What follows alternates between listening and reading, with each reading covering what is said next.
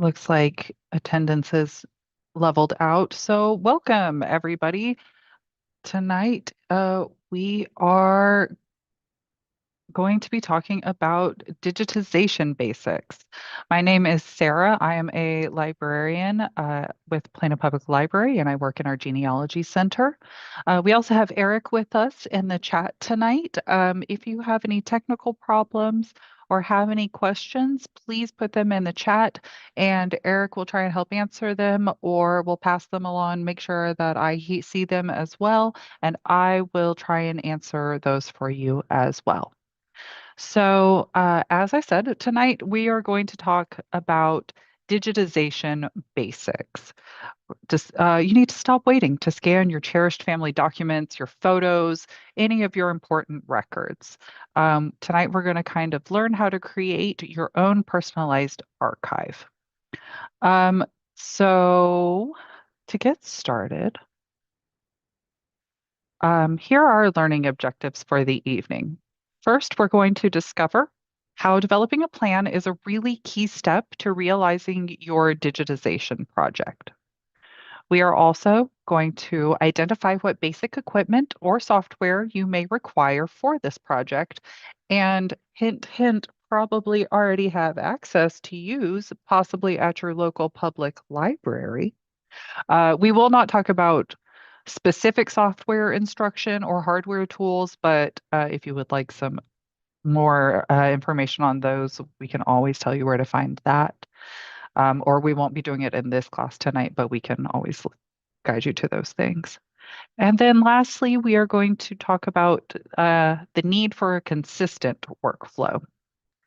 So tonight, I'm just as a note, we are not going to be discussing how to maintain born digital or digital native materials.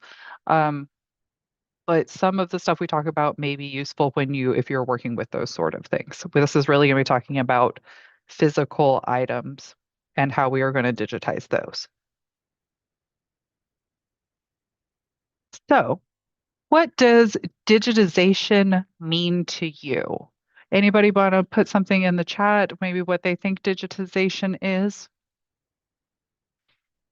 Well, if somebody's going to do that, I will say we like the term digitization or digital imaging, preferred to something just like scanning. So digitization is not like the same as preservation of physical documents either, with the exception of like audiovisual media, where digitization is the only real method for long-term preservation. So let's see, what do we have in the chat? To have an online file of your documents and photos. Okay, that's a part of it, definitely. Um, so we have a definition from UNESCO. That is the United Nations Education, Scientific, and Cultural Organization.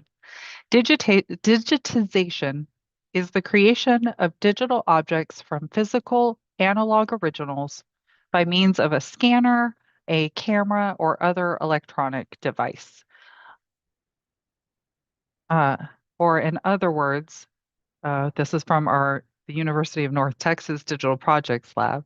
Digitization is converting physical materials to digital format by using a device that optically scans the object to convert it to a digital format. So digitization can result in 2D or 3D models depending on the equipment or the processes used, but today we are only talking about 2D objects. Like we said, scanning photos, scanning documents, those sort of things. There are ways to digitize and do 3D models of things, but yeah, not in this class today. So this all kind of tracks with how you imagined digitization so far? Or is this a surprise to everybody? Yes. Oh yeah, digitization means a total loss of my record photos and documents in the events of, a total protection. Yeah, you're not having a total loss of your documents, records, and photos in the event of a disastrous loss of the originals. Yeah, there's a lot of other things too that go with it, but having an extra copy in case something gets destroyed is always an important part of digitization. And actually, that's a great segue to our next slide. Why digitize?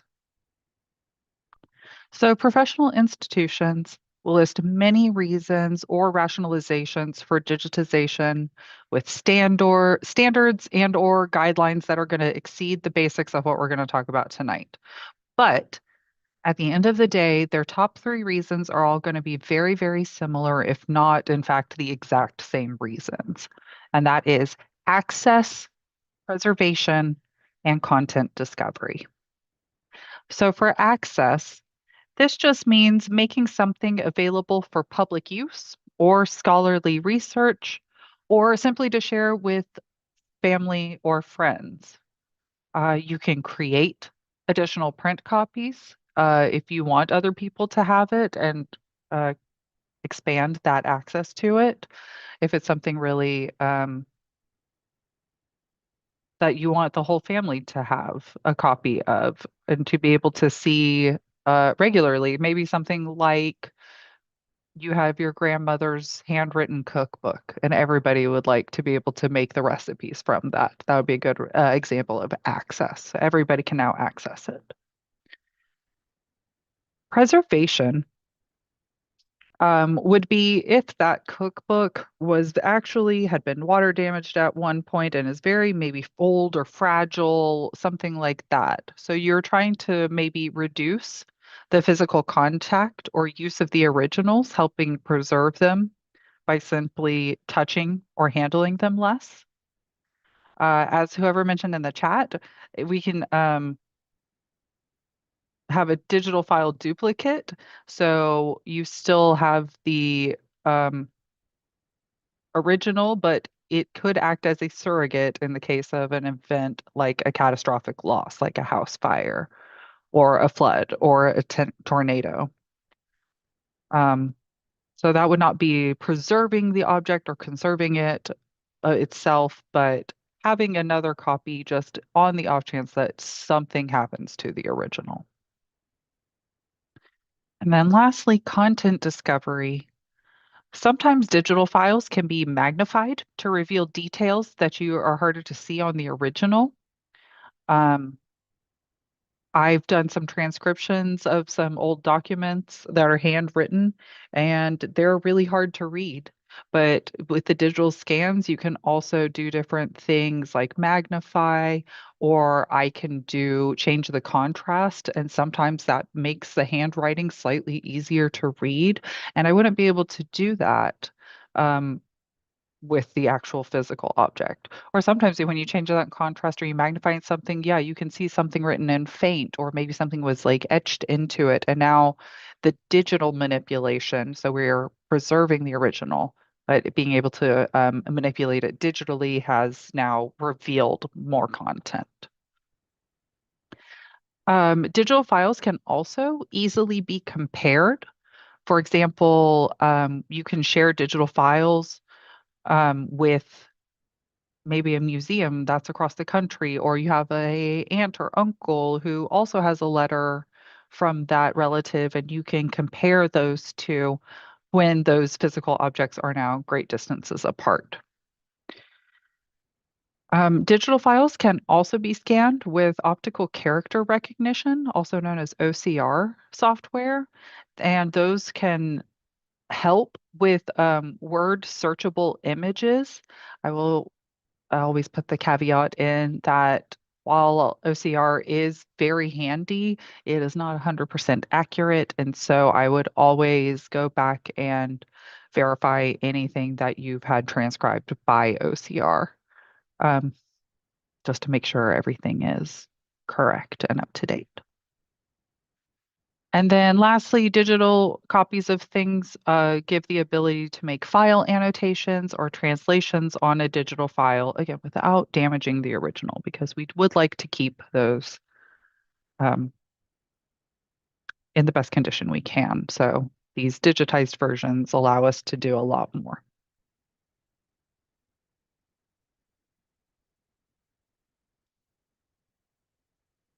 Okay, any questions so far, or we start talking about our plan, preparing to get digitized?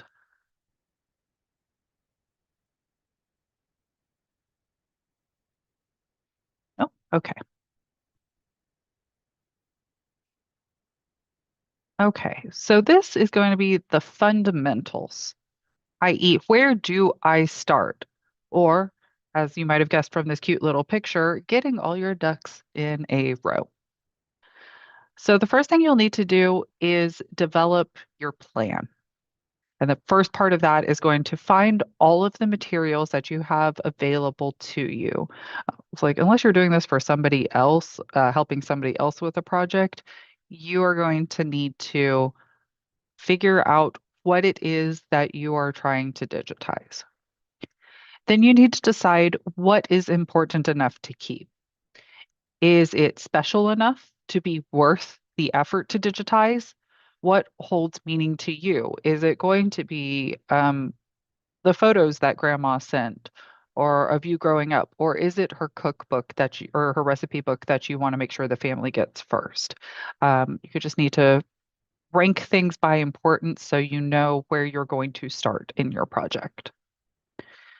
Then you should organize by format, type, and sizes.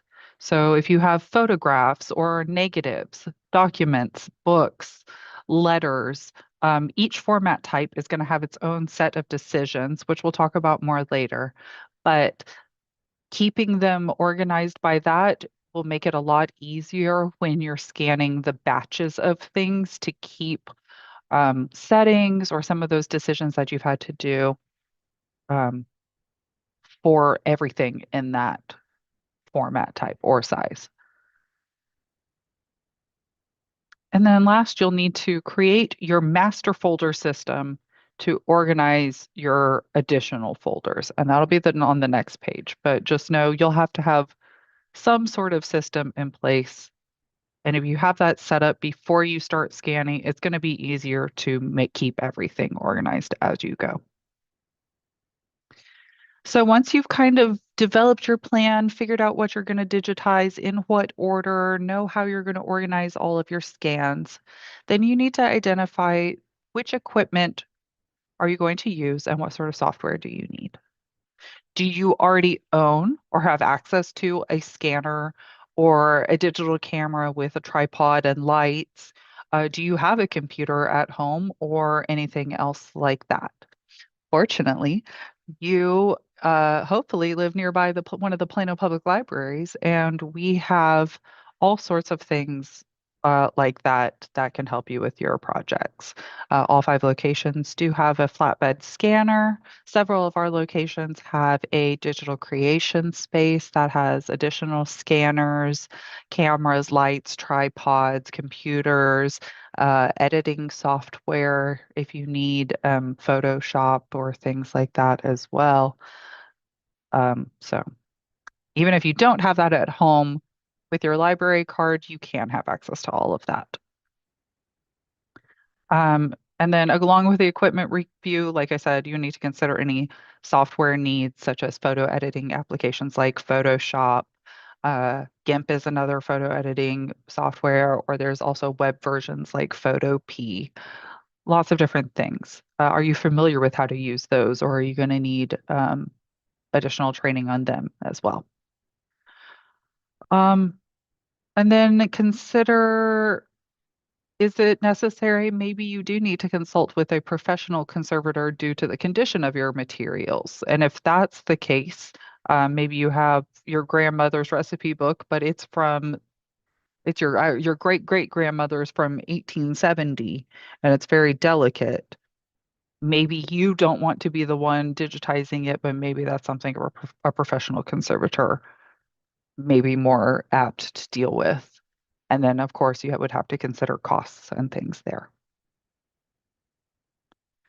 And then, so then your big step is going to be to establish a consistent workflow. So we'll talk about this and within our folder system and all of that in a minute.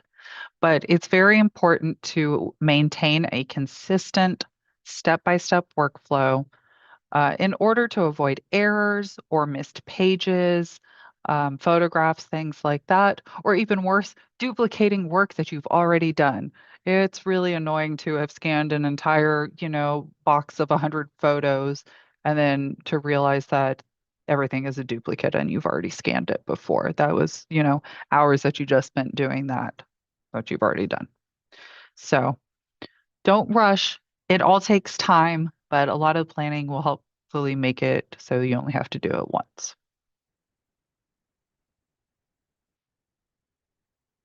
So, one of the biggest problems encountered with a digitization project is organizing and managing all of the digital objects that you create. So, it really helps if you start to think about the problem at the start of the project, because it will definitely cause problems later if you ignore it. So, our best recommendation is to create a folder system. At the very top, you're going to have a master folder that will contain all of your high resolution files. And then you will create additional subfolders below this.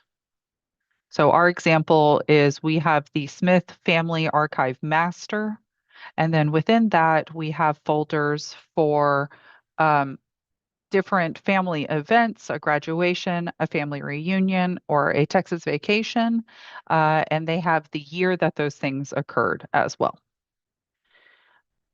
So yeah, use those descriptive file names to help identify the files, and that will also help organize it as well. And then obviously you would want to save your images to the appropriate subfolders. So for example, we have the graduation folder, and within that one, again, descriptive file names. So Sills 1984 graduation ceremony for photos 1, 2, and 3. And then we also have the graduation dinner as well, and a couple of photos from that. So then, like we said, the master folder is going to contain your high resolution master images as a backup. But anytime you edit a image or you have any lower resolution or working copies of images, those should be kept in a separate folder. You want to have ones that are unedited, unadulterated in your master, and then anything you edit, you can have someplace else. Looks like we have a question. Yes, what's the question? Best format to save photographs. We will talk about that in a little bit. We're going to talk about resolutions and formats. So, I started talking to myself and I muted I myself. got muted. Yes. Yeah, we will get to that. Never fear. Uh, if you still have questions once I get to it, hop back in the chat. Let me know.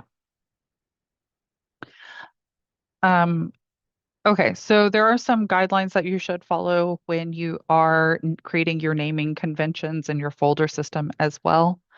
You should only use alphanumeric combinations, meaning numbers or letters only, with a space or an underscore for separations. Sometimes, if you use special characters within file names like at signs, pound signs, hashtags, percents, things like that, computer systems may try to interpret them to have other functional meanings and may not be able to read your files later on. So, as simple as you can keep it, the better. Be careful though, as well as to how long you make your descriptive titles.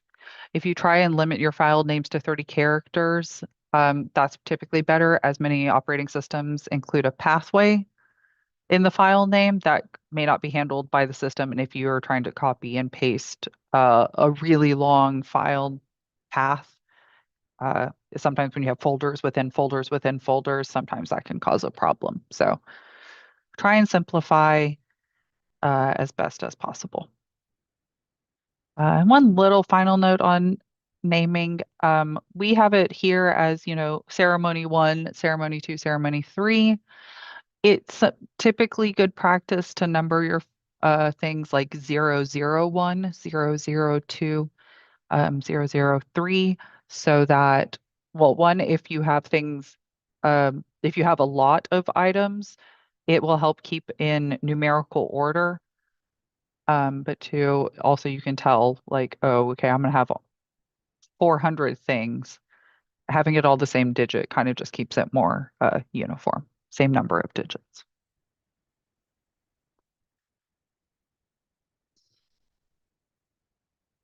Okay.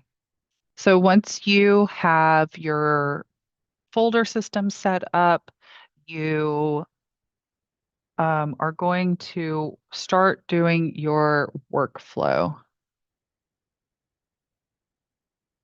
Do we have another question? I saw something pop up. Yes, we do. I'll What? read it. Sure, what's up?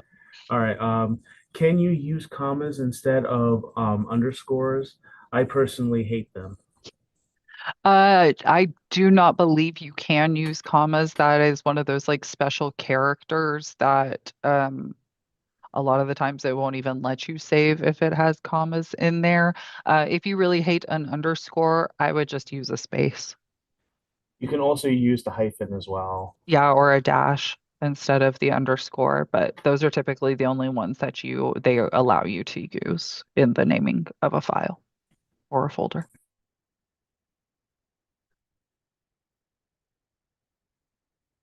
Okay. Um, So we've created our folder system. You have all of your items that you know that you want to digitize. So now you need to establish your workflow. Um, you need to decide what your process might look like depending on what system you're using to scan or digitize your project. Um, this is our example. Um, you might have more steps. This is really just a basic one, but it's good to have it written out. So you might choose to identify simple steps such as where you're physically keeping your items before and after digitizing them in order to not get them confused, the completed ones with the ones that still need to be digitized. So maybe you have like two boxes that you put them in that are labeled, and they get stored in different places so you don't accidentally pull one when you've already had them, or you label them really well, or I don't know, there's lots of different things that you could do with that. But basically, this our basic example of you need to collect everything that you have. You're going to do all of, I like doing everything in huge batches. So I'm going to digital capture everything first, and then I will go back in and adjust the images as needed. Then I will do um, quality control to make sure everything got scanned properly or see if there's anything that I need to redigitize. And then when I'm done with that batch, I will save it and move on to the next one. But whatever you do, or you can do this, I'm going to do one object and I'm going to follow it all the way through each step before I move on to the next object. You can do that as well. It's whatever works best for you. Um, just make sure you keep it consistent and you follow that pattern throughout your work. And of course, don't forget to save your images and name your files like we did earlier, because that would be really annoying. Again, you scan everything, you do all your adjustments, and then you forget to save them. No, you don't want to repeat that work again.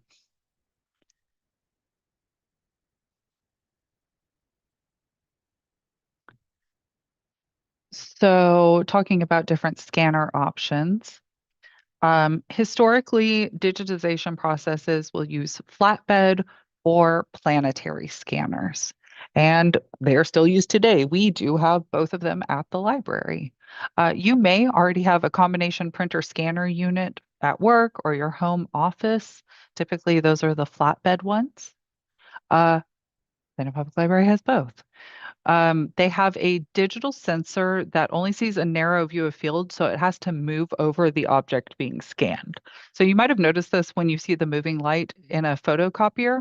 Same sort of concept. It is doing some reflective scanning.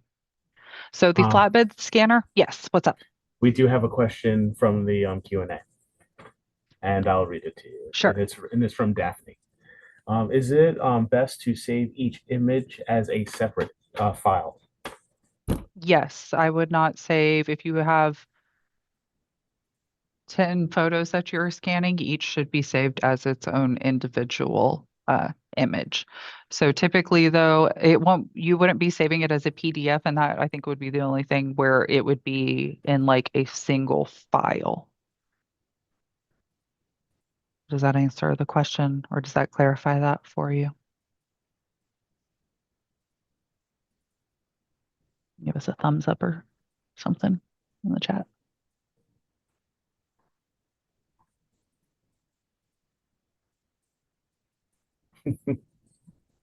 Yes. If you have further questions, put it back in the chat, let us know, or the Yeah. Q&A, but I think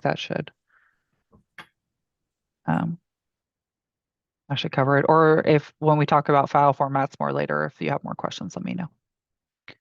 Um, okay, yes. So flatbed versus a planetary scanner.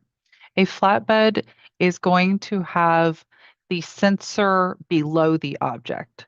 So you take the object and you will it, place it face down on the glass, and then the sensor below will move the light underneath, and you will get your digital version.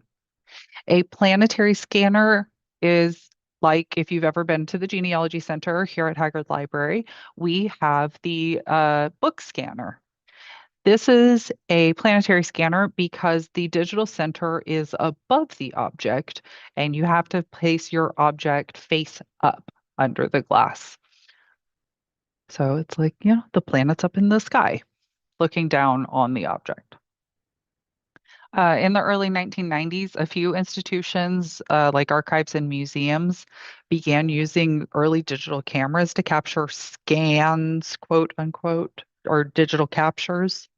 Um, the rectangular sensors could see the entire object that was being digitized, which proved to be really fast.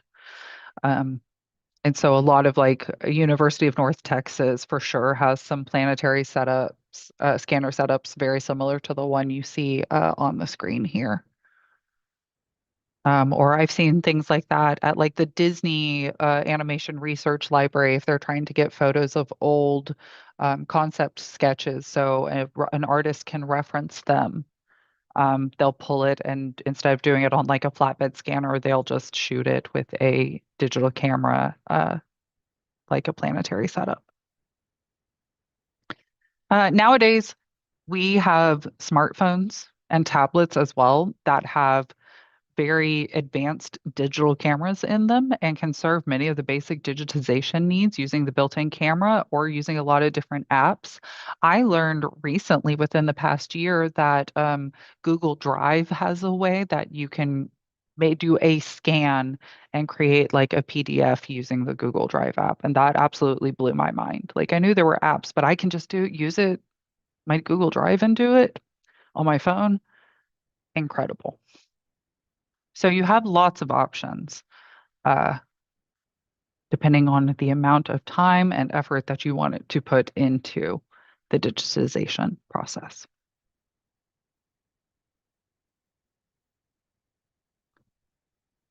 Okay, so now we're turning our physical objects into those pixels, into all those zeros and ones. So what makes a good scan?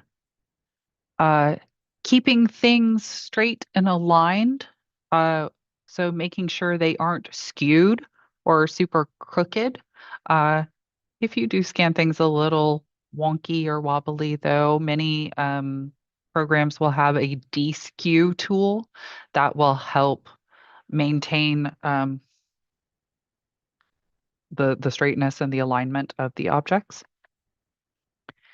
When you're cropping, make sure you are not cropping too tightly. We would like to keep faithful reproduction of the object by not leaving off information with the tight crop. Even just including a small border just off the edge of the object is a really good practice because maybe somebody had written something in the margin or there's a little tear or a little something. That could tell the history of the object as well. So I want to make sure you get the entire object within your scan. And of course, don't even forget to scan the back, even if it appears blank. Sometimes, again, we can do some digital manipulation, change some contrast, and now there's something like, oh, maybe there was some writing here on the back at some point that's gone away. You might discover stuff that you didn't know was even there. And then for your image tones, um, you can make some basic image adjustments at the time you create the digital capture. Um, it's better to do it and get the scan as close to the original as possible, better than the try, like I'll just fix it in Photoshop mentality. There is always you can do basic adjustments or things like skewing or cropping. But if you can get your scan, especially color wise, as best as possible in the original scan, then it is more. I mean, it's more accurate. You're not having to go in and now I'm trying to adjust things and now I can't adjust and get it exactly right to the tones of the original. Just do it from the beginning. You don't want to just always have to fix it in post, as they say in the industry.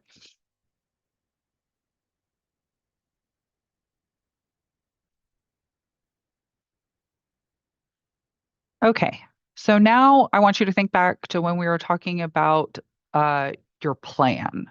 And we talked about one of the basics was organizing by format type.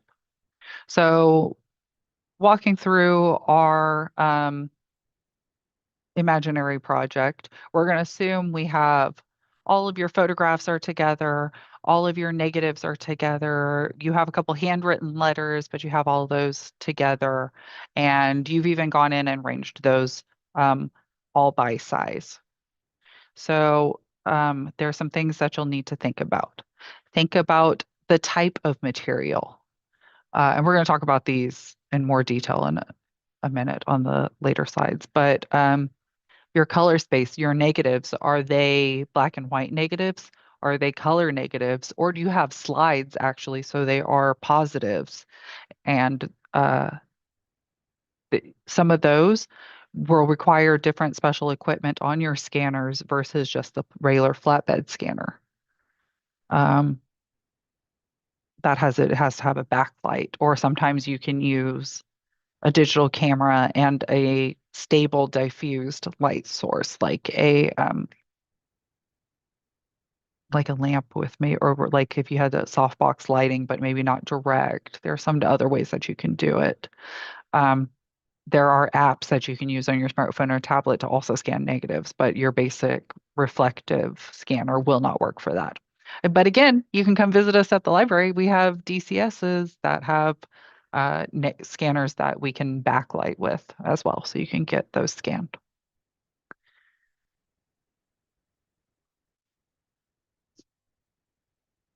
Resolution too. How much detail do you need? And then file format. Like I said, we'll talk about that as well. Okay, so first consider your type of material. This is going to help you determine what equipment you're going to use and what settings you use too. Or maybe even extra steps in your workflow. Like let's say you have a flatbed scanner at home, but you don't have the backlight capability to do um, the negatives. But the negatives are what you really wanted. So you're going to have to adjust your workflow and maybe like find some place to come do those. Or maybe I'm going to do all the things that I can do at home first, and then I'm going to go figure out how to do all these negatives. So that could determine those extra steps for you. Um, Yeah, we question do. again? Yeah, there's another question. It's from Judy. Looks like another one, but I'll read Judy's first. Does Sure. the library have equipment to make copies of photos from negatives? A question mark. So you would be able to digitize those negatives and then you would print them out. We don't have the ability to print on like photo paper. You would just be printing on regular copy paper, but um, you could do that. Or then once you have the digital versions of scanning them, you can always send them off to a Photoshop photo lab to get them printed if you wanted them on photo paper. And we also have another question from Daphne. Um, are you saying you have a way to digitize negatives at library? Yes. Yeah, so all of our DCSs, so we have one here at the Haggard Library. There is one at Harrington and one at Parr as well. We should all in those digital creation spaces, you'll just have to reserve them with your library card. But we have scanners that have negative holders and that have the ability to do a backlight capability. We also have our new Ask PPL service. If you need technology equipment or would like help with one-on-one help with that, you can always submit a request there and we can get staff to give you some assistance with that. Okay. Any other questions right now?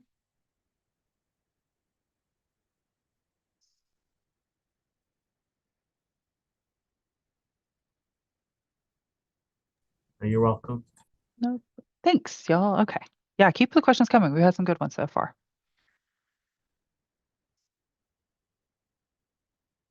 Okay. Um, Color space is also going to help you determine how you use a scanner, like what settings you're going to have to select. So if you have something that is uh, black and white or bitonal, like printed text in a book, or you can use, excuse me, you can use black and white or a bitonal setting.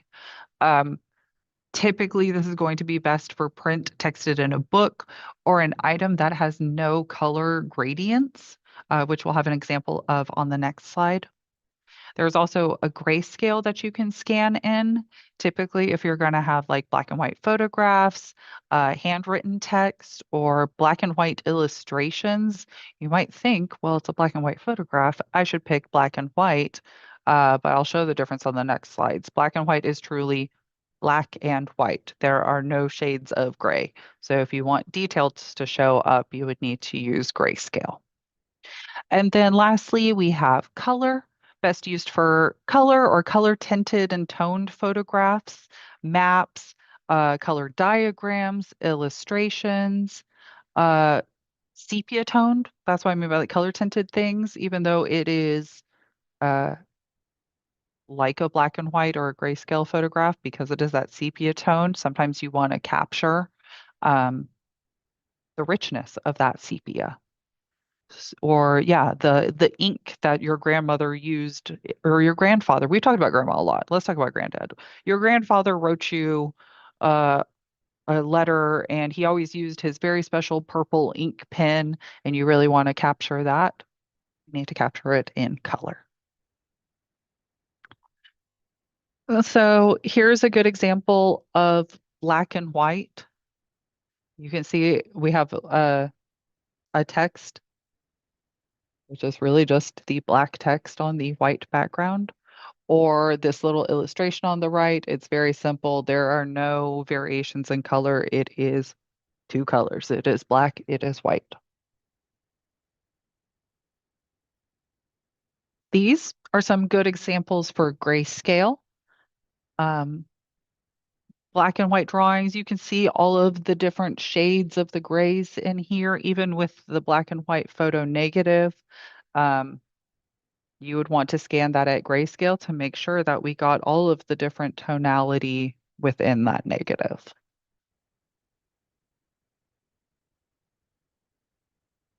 And then color. So you can see this letter. Yeah, if this was just scanned in grayscale, you would be hard to tell that some of these names up at the top are in red, or that the logo had a little bit of looks like shading in it, or that the typewriter ink looks like it was like a really pretty bluish purple color. With just a plain grayscale, you wouldn't have known that, and you're missing that sort of little detail that really makes history uh, come alive and have depth to it. Like think about all that they had to go through for something in 1900 to get all of these different color inks onto this one sheet of paper. That's a big deal. So we want to capture that sort of information.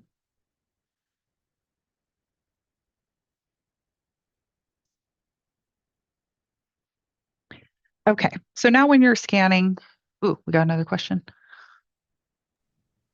Yeah, I just saw it. Do different color choices influence file size? Black and white have smaller file size than color? Question. Yeah. It depends, but it will depend on some other factors as well, like resolution and some things that we're going to talk about. So, yes, and so yes, you might be getting more content. It might be saving more amount of information, but that it depends on a lot of different settings. So,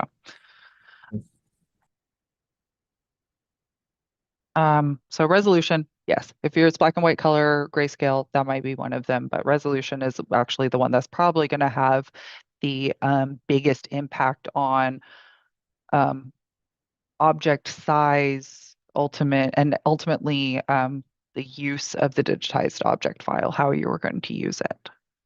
So resolution is the measurement of the output quality of your digital image.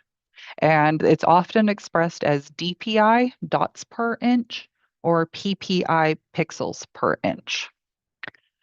And those are a couple of examples. So the arrangement and concentration of pixels creates the image. The more pixels or dots that you have in a space, the higher the resolution or the quality. And the higher the resolution, um, it generally follows that an image will have greater clarity and definition and a larger file size because you are having to capture more pixels in the same amount of space. So nowadays, most scanners will allow you to select your scanning resolutions in your settings. Um, Bit depth also will impact your image quality. Um, you might have heard if you're a video gamer, like 8-bit or 16-bit, 24-bit. That's how many colors or different bits used to indicate the color of one pixel. So the more bits, the greater bit depth you have, the more accurate the color representation. So if you think about like old school Nintendo was 8-bit and we only had, you know, a few colors. But then we got the Super Nintendo and that's a 16-bit. And oh man, things looked so much nicer. We had more colors. The graphic style changed because we had greater bit depth. Um, yeah, it's like if you're going to be scanning or doing objects with a lot of color gradients or lots of color tones and shades, you might want to adjust the bit depth. But if you have more questions, you can always refer to, we'll have some references at the end, but the UNT libraries has a scanning standards by type of material webpage, and I highly recommend that to look at. Um, if you really want to get in depth about adjusting these sort of things. But as you can see from our images here, something with 10 DPI is going to have less resolution than something that even moving up to 72 gives it quite a lot more definition for that circle. And then moving up to 300 is going to be even more. There is, here we got more examples too. You can go up to some very high DPIs, but for a good rule of thumb, you're really not going to go much higher than like 600 DPI um, for what all the purposes that mostly you're going to be using this for. There's really not a need to, there's diminishing returns. The higher you get a DPI, you're just creating a higher, um, a larger file size for something that is unnecessary for. So if you are scanning objects, this is good rule of thumb. If you have an object that is 5 by 7 inches or larger, um, you can scan it at about 300 DPI for general purposes. Or if you do plan to enlarge the photos to a significant size, you could do it at 400 or 600 DPI. Objects smaller than 5 by 7, use 600 as your starting point, and then see if you need to adjust from there. But remember, it's going to take longer because the scanner and computer are trying to process and save more information. than the lower DPIs. Yeah, it's like sometimes if you really are going to take something small and enlarge it quite a bit, then you can up the DPI. But for most things, I would keep 600, 400-ish is going to be a good standard. We got another question. Ready. What's our question? How do you change DPI? Can you change the DPI in Microsoft products like PowerPoint or Keynote for Apple? Uh, so it would all be when you are scanning the object. So in things like PowerPoint, you're not going to be able to adjust the DPI. Or same if you just found an image on the internet, you're not going to be able to adjust it or make it any better resolution. These are for things that you are scanning yourself, and so it should all be within the scanning software. So like you can see our scanner controls over here on the right of this the slide. It'll give you an option within there to change your DPI. But same, that's why we recommended earlier about like getting all the same sized items together, not just by object format and type, but by size as well. So maybe I have all my photographs together and I have a bunch that are um, small, they're little wallet photographs, but I want to blow them up, enlarge them some. So I'm going to scan them all at the same settings because I need them all to be bigger. But I'm not necessarily going to need that. So settings for my 10 by 12 portrait that I have. So I wouldn't need to adjust. I would need to adjust and make it less DPI there.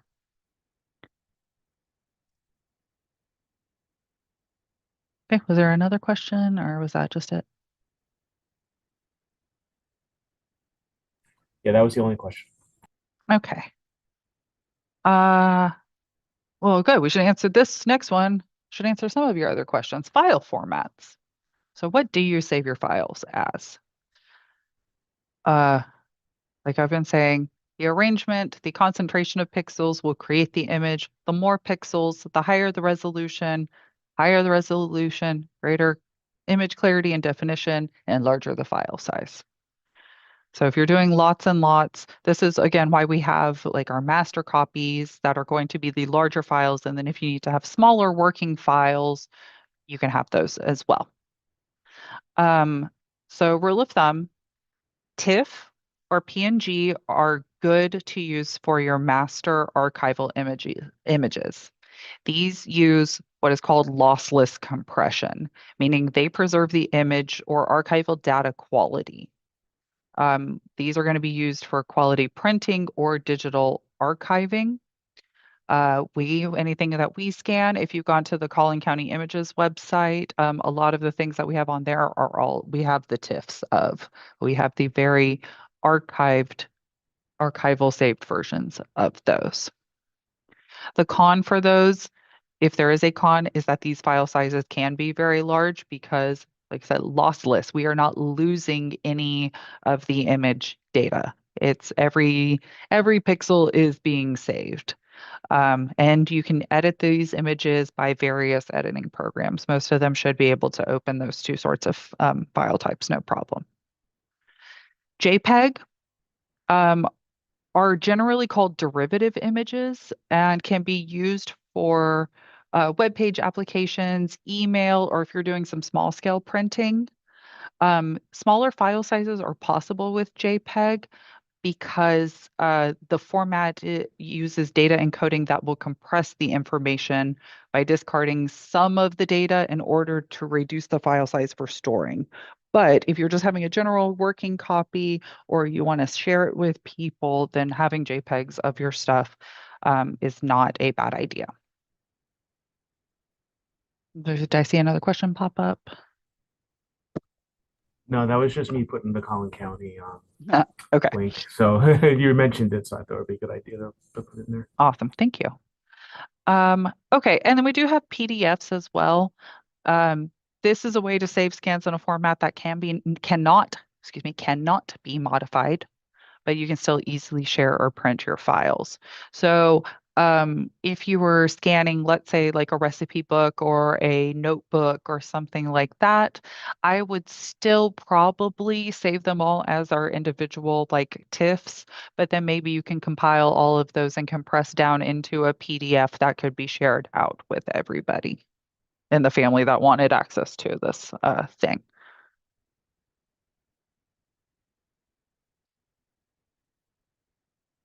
Um, Sometimes people ask about RAW format as well. RAW is a format that is close to film quality in the sense that it is a uncompressed, unprocessed image file that is as it is captured by your like digital sensor. Um, it requires a lot of storage memory and is not compatible with some image editing or viewing software.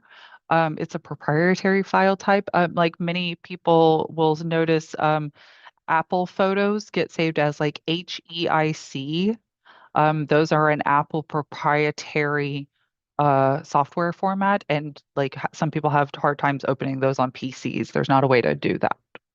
So, um, RAWs are really good for if um, a lot of control in post processing an image, but there's issues to it as well. So it's not one that we recommend for general archival quality.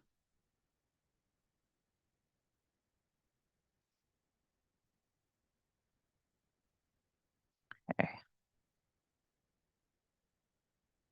So this is what I was talking about earlier. If you would like to learn more about scanning standards, about scanning your materials, or other preservation and digitization tips, uh, I highly recommend the UNT library. They have a digital projects unit, and they are really, really have great documentation about how to do a lot of this stuff. We've used it ourselves to reference and make sure that we are doing things well here. You can also get more tips from the Texas State Library and Archives Commission. They had a blog that has conservation topics as well.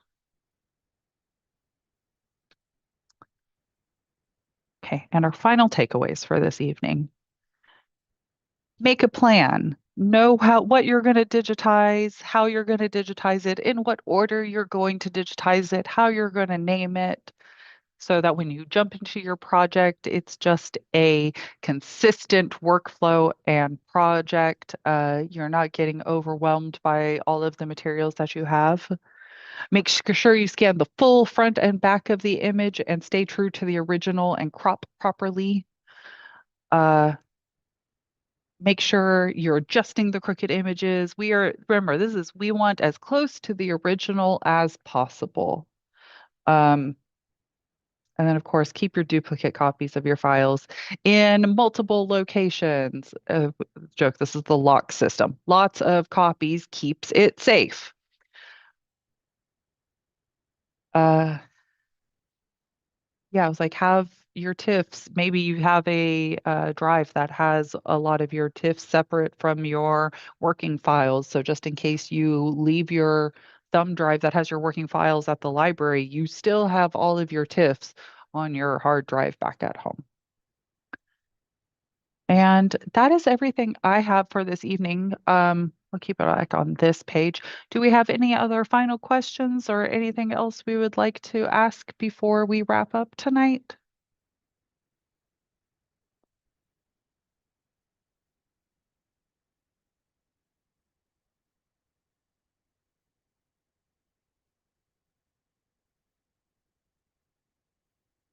Okay, if we don't, thanks everybody for joining us tonight. We're so glad that you could be here for this class with us. If you have any questions, you can always email us, genealogy@plano.gov, or go through the Ask PPL form on our website. We are happy to help answer questions about your genealogy research, or if you have digitization questions, questions about how to use the book scanners. We have knowledgeable and capable staff that are always willing to help. like I'll hang around for a few more minutes. But again, thank you for coming tonight, and we hope to see you at our next class.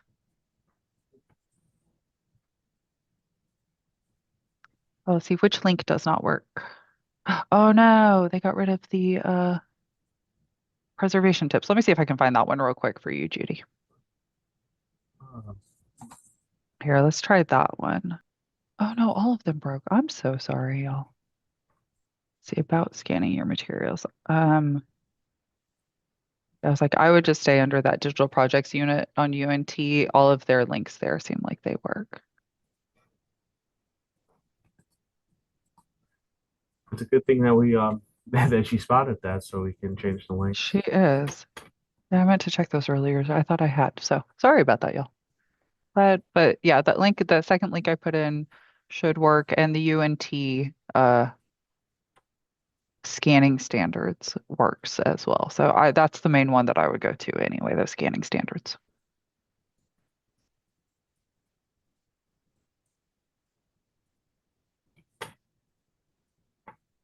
All right, if we have no other questions, and thank you all so much for coming tonight, and we will see you next time.